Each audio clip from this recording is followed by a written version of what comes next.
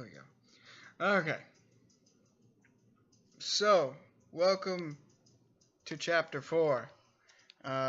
This week we're going to cover our first of 3 classes about repetition, and how to repeat sections of code in order to make your life a little bit easier. Now, last week's assignment was supposed to give you a little bit of a taste of how you were trying to complete 4 tasks that were extremely similar, and my objective was to make you see that you didn't have to ask for the input for each case. So, like with addition, you didn't have to say double value 1 equals scan.next double, and then double value 2 equals scan.next double, and then when you did subtraction, do the same thing. Double value 1 equals scan.next double, and blah, blah, blah, blah. My objective was for you guys to ask for what operation you want to have happen, and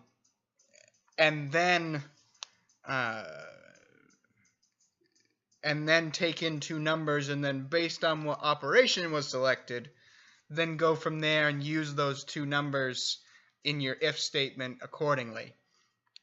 But that being said, I won't ding anybody this time on the repetitiveness of code, but just remember that it is always better to write less code that can be used in multiple different ways later than it is to write the same code over and over and over again and see everything all in one area of the code. As long as your comments are good, it shouldn't really matter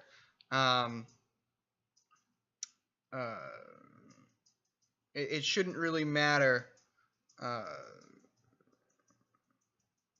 how you have things laid out, as long as your white space formatting is correct and you have the right comments in places.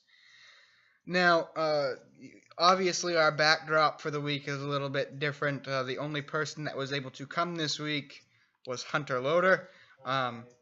So he says hi. So I went to his house, I picked him up, and I brought him to my house. Mr. Klein is having the people that have purchased his house come over at 3 o'clock today, which is normally when we end. So I decided that with just one person going to be coming and some errands I have to run in Waterville after this, I wasn't going to worry too much about having to go pick up Hunter and bringing him here and then bringing him back home. So that wasn't a big deal. One other thing that I'd like to mention preemptively as I still think about it. Originally, when I set this whole thing up, I was expecting in an average week to maybe have 3 of you there, but having 4 or 5 people actually actively doing the class. We are now down to 3 people actively doing the class and averaging maybe 1 or 2 a week actually showing up, if you include the number of days that we actually haven't had class. So, like today we only have 1 person, obviously, as I mentioned before. So that being said, the amount of work that I put in each Saturday and during the week to keep up with how many pieces of the curriculum I need to create, it is a lot of time out of my week.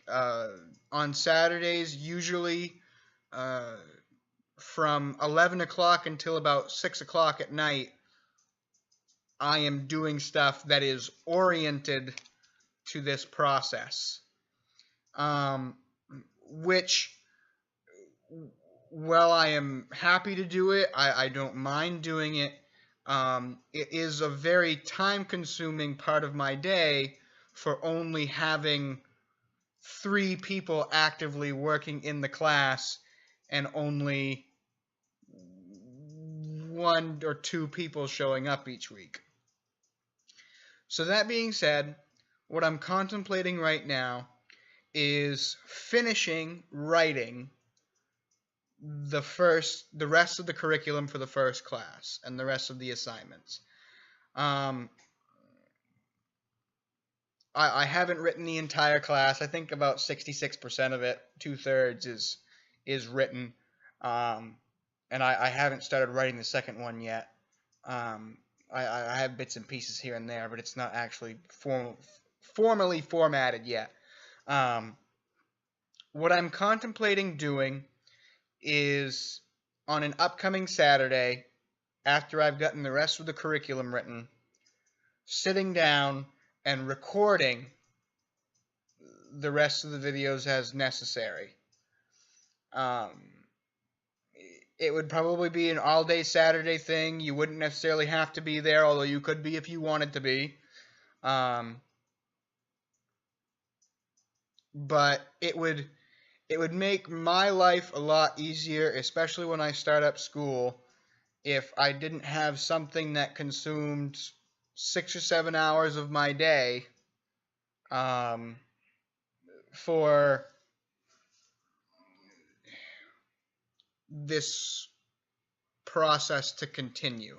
I still want you guys to have the opportunity to learn, and if you needed more help, there would always be ways that I could make time to meet with you, to give you more help. If you wanted to meet on a Saturday for a couple of hours as a group and we could go over questions, that would be fine. And of course, you can always email me or text me or what have you. But at this point, the volume of time that I am putting in and the number of people that are doing it and that are actually there on the Saturdays, it's making me less and less keen on blocking off this section of time each week, because it just doesn't feel like the time is being spent in a meaningful way.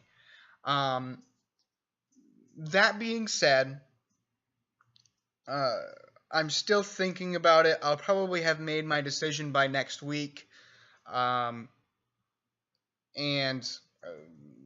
that decision probably will be made within the next couple of days for me personally, so I can start writing the rest of the curriculum and getting it wrapped up.